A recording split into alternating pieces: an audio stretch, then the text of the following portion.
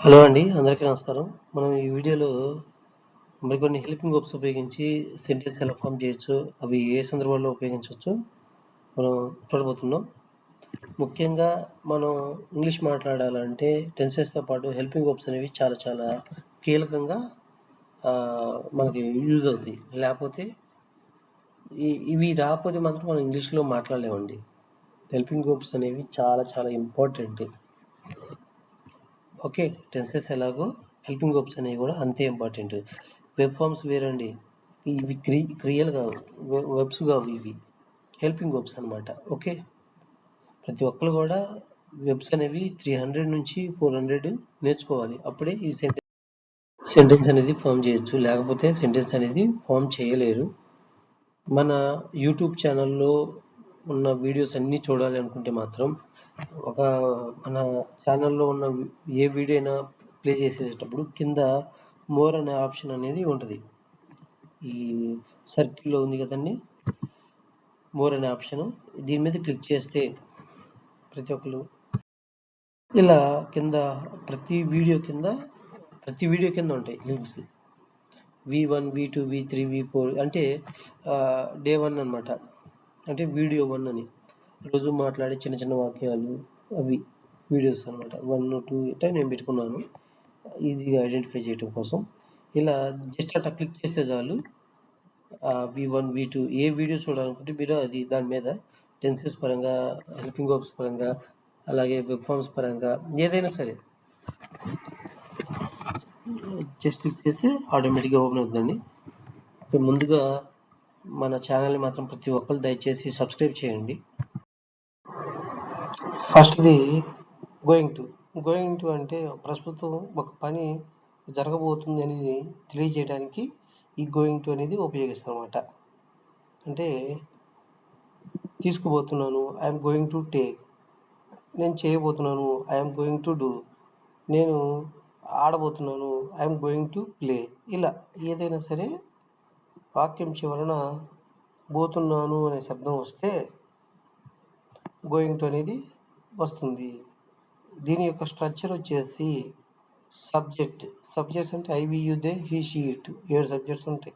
ఐకి యామ్ వస్తుంది, he, she, ఇట్కి is వస్తుంది, మిగతా వాటికి ఆర్, వి, యు, దేకి ఆర్ వస్తుంది అనమాట. Okay. Subject plus is am are plus going to plus V1 అంటే వెర్బ్ 1 అనమాట. Go, went, gone suppose irregular verb. దీంట్లో గో అనే వస్తుంది, V2, V3 రాదు. ఓకే. తర్వాత ఎక్స్ట్రా వర్డ్స్ అనమాట. సెకండ్ది యూజ్ టు అంటే గతంలో ఒక అలవాటుగా ఒక పని చేసి ఇప్పుడు కనుక చేయకపోతే అప్పుడు మాత్రమే యూజ్ టు అనేది ఉపయోగిస్తాం అనమాట. నేను గతంలో మందు తాగేవాడిని కానీ ఇప్పుడు తాగటం లేదు అన్నప్పుడు. నేను గతంలో టీ తాగే అలవాటు ఉంది కానీ ఇప్పుడు నాకు అలవాటు లేదు. నేను ఎప్పుడు ఫోన్లో మాట్లాడుతూ ఉంటాను కానీ ఇప్పుడు మాట్లాడట్లేదు. నాకు ఒకప్పుడు కాలు నొప్పి బాగా వచ్చేది కానీ ఇప్పుడు కాలు నొప్పి రావట్లేదు. ఒకప్పుడు నేను తెగ గొడవలకి వెళ్ళేవాడిని కానీ ఇప్పుడు వెళ్ళట్లేదు. అలా ఏదైనా సరే గతంలో ఒక అలవాటుగా ఉండి పని ఇప్పుడు కనుక లేకపోతే మాత్రమే ఈ యూజ్ టు అనేది ఉపయోగిస్తాం అన్నమాట. ఓకే. నెక్స్ట్ హ్యావ్ టు ఎప్పుడు ఉపయోగిస్తాము అని చెప్పాను లాస్ట్ వీడియోలో. హ్యావ్ టు కానీ షుడ్ కానీ మస్ట్ కానీ వచ్చినప్పుడు ఆలి అనే శబ్దం వస్తుంది వాక్యం చివరన అని. ఇక్కడ మరి ఆలి వస్తుంది కదా కానీ ఇక్కడ ఇది వెరైటీగా మళ్ళీ ఉంది అని ఉంది అంటే రెండు కూడా ఒకటే, తేడా ఏమీ లేదు. ఓకే. తీసుకోవాల్సి ఉంది అనేది వస్తుంది. ఇక్కడ జస్ట్ ఉంది అనేది యాడ్ అవుతుంది, తీసుకోవాలి. ఓకే. నెక్స్ట్ హ్యాడ్ టు అంటే ప్రస్తుతం కానీ భవిష్యత్తులో కానీ చేయాల్సిన పనిని తెలియజేయడానికి హ్యావ్ టును ఉపయోగిస్తాం అన్నమాట. ఇప్పుడు చిన్న ఎగ్జాంపుల్, మేము వచ్చే వారం మేము వచ్చే వారం బెంగళూరు వెళ్ళాల్సి ఉంది. లేకపోతే మేము ఇప్పుడు మా స్నేహితుల్ని కలవాల్సి ఉందనో, లేకపోతే సినిమాకి వెళ్ళాల్సి ఉందో, ఇలా ఏదైనా సరే లాస్ట్లో ఉంది అన్నప్పుడు మాత్రం హ్యావ్ టు అనేది వస్తుందన్నమాట. ప్రస్తుతం కానీ ఫ్యూచర్లో మాత్రమే ఇది హ్యావ్ టు అనేది. అదే పాస్ట్లో అయితే హ్యాడ్ టు అనేది వస్తుంది. పాస్ట్లో హ్యాడ్ టు అనేది మాత్రం వస్తుంది. అంటే గతంలో చేయాల్సి వచ్చిన పనులను తెలియజేయడం కోసం మాత్రమే హ్యాడ్ టు వచ్చుద్ది అనమాట. అంటే నేను తీసుకోవాల్సి వచ్చింది అంటే నేను వెళ్ళాల్సి వచ్చింది, నేను ఊరికి వెళ్ళాల్సి వచ్చింది అంటాం కదా. ఏదో ఒక సందర్భం వచ్చి నేను వెళ్ళాల్సి వచ్చిందని వస్తుంది. అలాంటప్పుడు హ్యాడ్ టు అనేది మనం ఉపయోగించాలి. హ్యాడ్ టు వచ్చేసి పాస్ట్, హ్యావ్ టు వచ్చేసి ప్రజెంట్, ఫ్యూచర్ కింద వస్తుంది అనమాట. ఓకే. నెక్స్ట్ డోంట్ అంటే ఏంటి? చేయవద్దు అని కదా. ఓకే. ఇక్కడ డోంట్ అంటే ఇక్కడ డోంట్ టేక్ అంటే ఐ డోంట్ టేక్, నేను తీసుకోను అంటాం.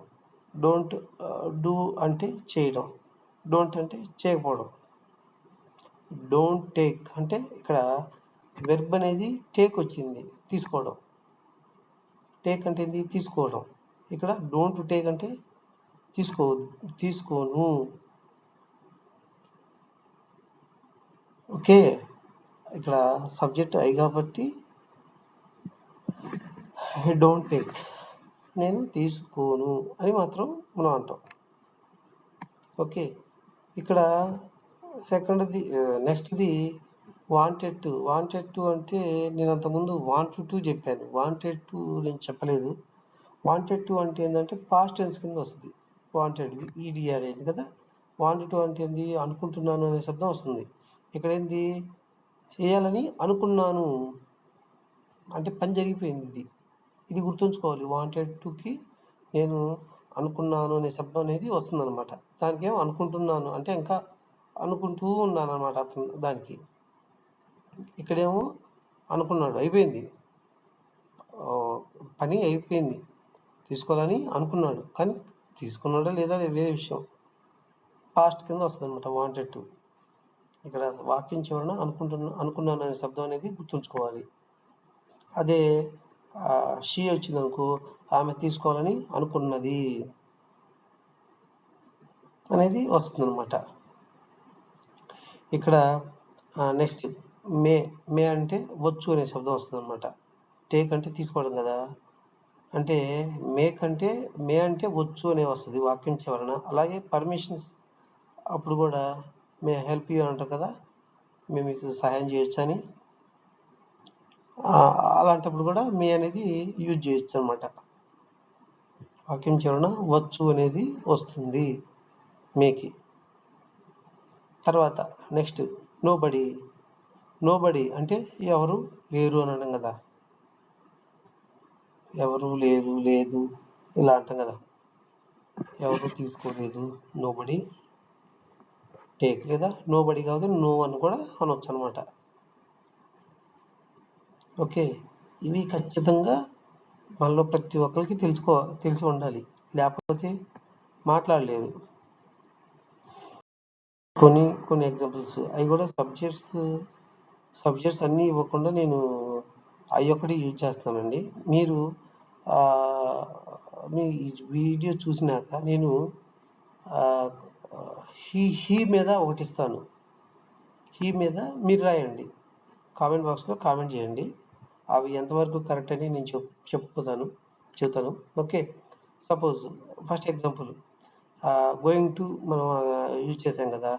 నేను కాఫీ తీసుకోబోతున్నాను అంటే ఇక్కడ పోతున్నాను అనే శబ్దం వచ్చింది కాబట్టి గోయింగ్ టు అనేది మనం పెట్టాలి. ఇక్కడ ఐకి నేను చెప్పాను, ఐకి ఆమ్ వస్తుంది, ఈకి ఈజ్ వస్తుంది, మిగతా వాటికి ఆర్ వస్తుంది అని చెప్పాను అనమాట. I am going to take coffee, నేను కాఫీ తీసుకోబోతున్నాను. ఓకే. కన్ఫ్యూజన్ కాకుండా ఉంటుందనే ఉద్దేశం మీద మీ అందరికీ. ఓకే. తర్వాత నేను కాఫీ తీసుకునేవాడిని. I use to take coffee అంటే నేను గతంలో తీసుకునేవాడిని కానీ ఇప్పుడు తీసుకునే అలవాటు లేకపోయింది అని. అంటే తాగేవాడిని, గతంలో కాఫీ తాగేవాడిని, ఇప్పుడు తాగడం లేదు అని అర్థం అనమాట. ఓకే, నెక్స్ట్ నేను కాఫీ తీసుకోవాల్సి ఉంది. I have to take coffee. నేను కాఫీ తీసుకోవాల్సి ఉంది, ప్రస్తుతం కానీ ఫ్యూచర్లో కానీ. ఓకే, ఇంకా తీసుకోలేదని. ఓకే, నేను కాఫీ తీసుకోవాల్సి వచ్చింది అంటే ఇది పాస్ట్ కింద అయిపోయింది. తీసుకోవాల్సి వచ్చింది, తీసుకున్నాను అనమాట, అంటే దాని అర్థం అదే కదా. So I had to take coffee. I had to take coffee. నేను కాఫీ తీసుకోవాల్సి వచ్చింది. హ్యాడ్ టు అంటేనే వచ్చింది అనేది రావాలి మనకి. నెక్స్ట్ ఎగ్జాంపుల్, నేను కాఫీ తీసుకోను. I don't take coffee. అదే నేను కాఫీ తీసుకుంటాను అంటే దాన్ని ఏమంటావు? I take coffee. అంటే ఇది రెగ్యులర్గా వాడితే ఇది simple present tense. I take coffee అంటే నేను కాఫీ తీసుకుంటాను, లేకపోతే ఐ విల్ టేక్ కాఫీ, ప్రస్తుతం నేను కాఫీ తీసుకుంటాను అని. ఒక హ్యాబిటల్గా కాదు. ఓకే, అది ఒక అలవాటుగా అయితే ఐ టేక్ కాఫీ అని అంటారు. ఇక్కడ ఇది నెగిటివ్ కాబట్టి ఐ డోంట్ అంటే కోను అంటే తీసుకోను. డోంట్ టేక్ అంటే నేను తీసుకోను. డోంట్ గో అంటే వెళ్ళను. అలా డోంట్ పెడితే లేదు, కాదు అని, వద్దు, ఇలా ఏదైనా సరే అనమాట. నెక్స్ట్, నేను కాఫీ తీసుకోవాలని అనుకున్నాను అనే శబ్దం వచ్చినప్పుడు ఏంది? అనుకుంటూ ఉన్నాను అంటేనేమో వాంటెడ్. ఇక్కడ అనుకున్నాను అంటే వాంటెడ్ టు అంటే పాస్ట్ కింద అనమాట. అనుకున్నాను అంటే అయిపోయింది. సపోజ్ నేను నిన్న కాఫీ తీసుకోవాలనుకున్నా కానీ తీసుకోలేదు. నేను కాఫీ తీసుకోవాలని అనుకున్నాను నిన్న, కాబట్టి అంటే ఏంది? అది అయిపోయింది పాస్ట్ కింద. So I wanted to take coffee. నిన్న అని అనుకున్నాను అనుకో, ఎస్టర్డే అని పెట్టచ్చు అనమాట. నెక్స్ట్, నేను కాఫీ తీసుకోవచ్చు. ఇప్పుడు సపోజ్ హెల్త్ బాగాలేదు, ఇప్పుడు తీసుకోవచ్చు అని అనుకోండి, అప్పుడు ఐ మే టేక్ కాఫీ అంటే నేను కాఫీ తీసుకోవచ్చు. అలాగే ఏదైనా ఒక పర్మిషన్ అడిగే టైంలో కూడా పర్మిషన్ అనే కాదు,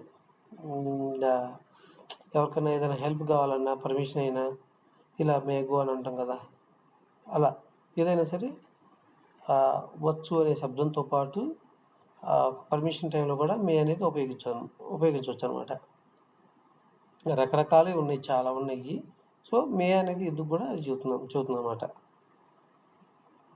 నెక్స్ట్, ఇది ఎవరు కాఫీ రాంగ్గా రాసాము. ఓకే, ఎవరు కాఫీ తీసుకోలేదు.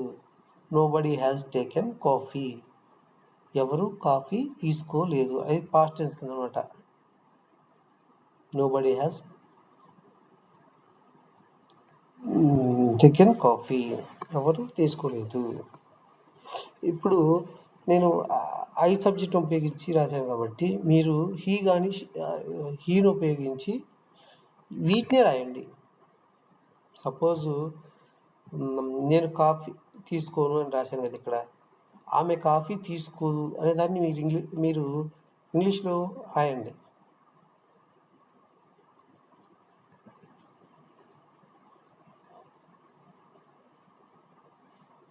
ఇంగ్లీష్లో నాకు తెలిసి చేంజెస్ ఏముండదు కాబట్టి ఇక్కడ డూకి డజంటే వస్తుంది కాబట్టి పెద్ద మార్పే ఉండదు.